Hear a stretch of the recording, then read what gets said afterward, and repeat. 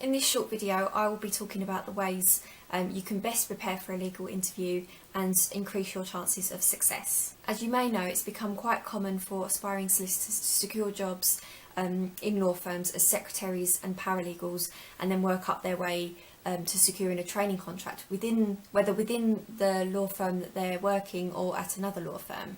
So in this video, when I refer to legal jobs, I'm not referring to trainee solicitor jobs or assessment days, as I already have a set of videos dedicated to that subject as I document my own journey to hopefully securing a training contract. If you've watched my videos here before, you'll know that I'm currently a paralegal looking for a training contract and using the experience that I'm gaining to get me there.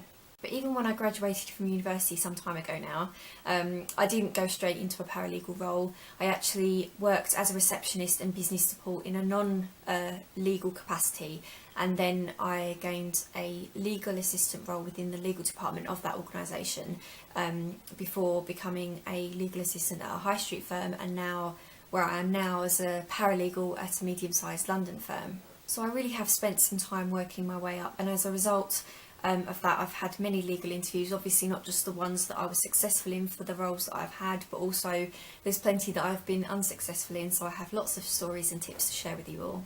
So I'll separate my advice into the main stages of the whole interview process: before the interview, during the interview and after the interview. So before the interview, a key step of preparing is researching the employer. Now, this is a common sense tip. Something that's really helped me in the past is the LCN article, and that's called A How-To Guide to Researching Law Firms, and you can find that under the features section on LCN. And this is really helpful because it suggests all the different sources of your research, such as the law firm websites, the different legal directories out there, so I would highly recommend that you read that before you start your research. Next, you should research yourself, and by this I mean that you should know your CV inside out. The next stage of your preparation is to anticipate any questions that might come up during the interview. Just to link that to my previous point, you can look at your CV and anticipate the questions that you might get asked, such as, you know, there might be a gap in your employment, there might be a bad grade, or something positive like something interesting and different about yourself. Something you should also do is anticipate competency questions and prepare for them. Competency questions are a really common way for interviewers to assess the suitability of a candidate based on scenarios which aim to tease out any relevant skills. Now, when I say anticipate questions, obviously you're not expected to be a mind reader or a future teller, but you may be able to anticipate important questions based on the skills that the firm has emphasised that they're looking for, or failing that, just the general skills that are important to the role of a solicitor. In my opinion, this is the best and most important way to prepare for an interview. What you should do in preparation for these type of questions is to pick out your key achievements and experiences from your CV, memorise them, and then think about how you can best utilise them and show them off in an interview. An example competency question is to describe a situation where you have had to complete a challenging task to a tight deadline. I actually got that example from the University of Kent online careers service, which is also a really useful source of information.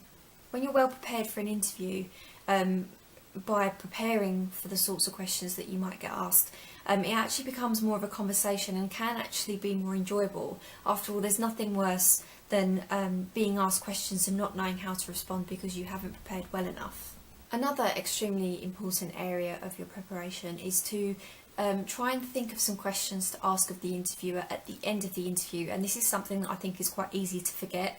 Personally, when I'm preparing for an interview, I like to think of 2 questions to ask in advance, and I would think of one about the role specifically and then another one about the firm itself. So you might think of a question about the role itself. You might ask how you're going to be supervised, how your development is going to be monitored, or a question about the firm could be a question about what the whole culture of the firm is like in general, sort of what the working atmosphere is like. Lastly, another common sense tip, you have to plan your journey, especially if it's in an area that you're not familiar with, to make sure that you're not late. And I find this particularly important for jobs in London, because for some reason I've always found London really hard to navigate, so I've always had to sort of plan well ahead in advance and make sure I get there really early. The next area of advice is for during the interview.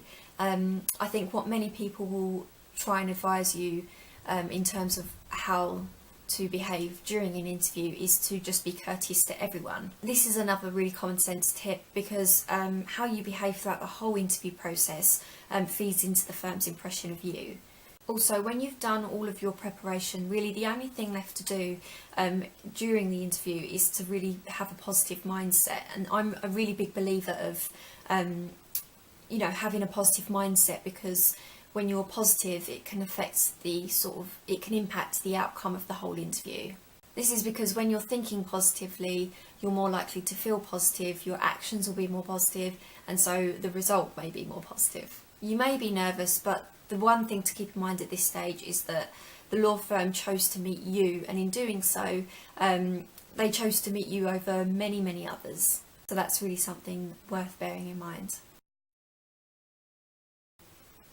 The next stage after the interview, something that I personally think is quite important and can actually look quite favourable on yourself, is to send your interviewer a follow-up email. In this email, you should just, without sucking up too much, just say thank you again for the opportunity and for their time in meeting you. And also, what I've done before is to use that opportunity to reiterate what you liked about the firm or the role itself, but just make sure that this is genuine. So actually, after the second interview for the job that I'm currently in now, I'd sent an email to the interviewer just to say that over the 2 visits that I'd made, I had liked the positive culture and the reputation of the firm, as well as the unique aspects of the role, because my position straddles 2 different areas of 2 different teams within the dispute resolution department. And shortly after sending that email, I did actually get a call through from the interviewer offering me the job, so I'm not sure how relevant that was to their decision, but I think sending a nice email like that can definitely help to keep you in their minds and to remember you. My second piece of advice for after the interview would be that if you are unsuccessful, to accept rejection well.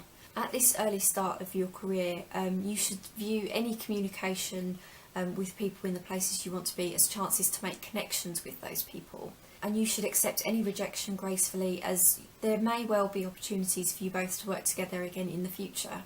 And you want them to remember you for all the right reasons. So I have a few previous examples of where this has happened to me. For one job, I was initially unsuccessful, and then what happened was I got contacted again to say actually I was their second choice and the first choice had to back up for personal reasons, so they wanted to meet me again.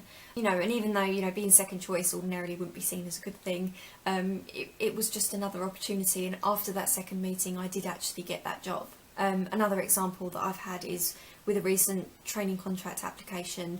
I wasn't successful at the application stage and I didn't even get to an interview, but the firm nevertheless wanted to actually speak to me, give me advice on how I could improve, and actually they did encourage me to apply again in 2 years' time, which is it's only positive.